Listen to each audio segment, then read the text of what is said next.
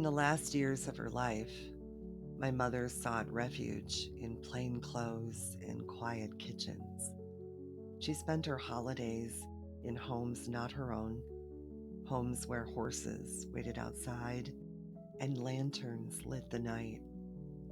And I remember I was upset. I couldn't name the reason, couldn't untangle the knot in my chest. Why couldn't she recreate the holidays she'd once made for us? The laughter, the feasts, the warm chaos of children still small enough to believe in magic. But one day, she told me, not with eloquence, my mother wasn't a wordsmith. Her truth came out in halting, like someone fumbling through a dark room for the light switch. And then I saw it. I understood. She was tired of the drama, tired of decades of trying to mend what could not be mended. Long after my father was taken in the crash that almost claimed her too, she stayed.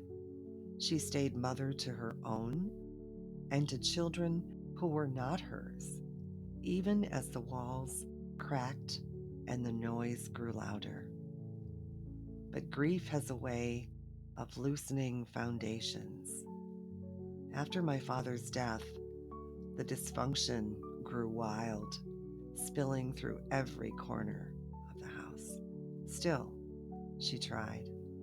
Still, she fought for peace. Until one day, she couldn't fight anymore. And I was part of that chaos, part of that storm.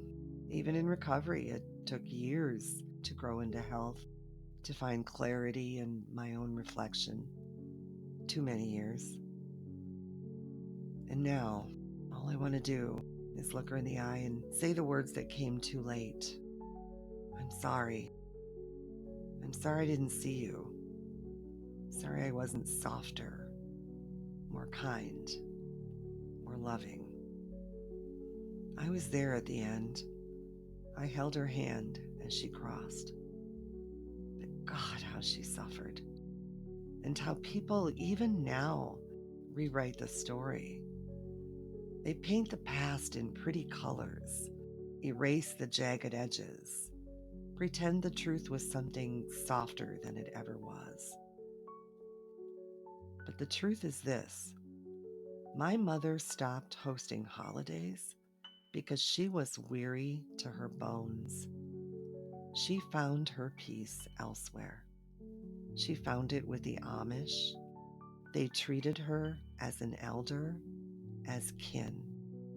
She didn't have to serve, to scrub, to hold the sky on her shoulders. She walked into their homes and was met with dignity, with respect.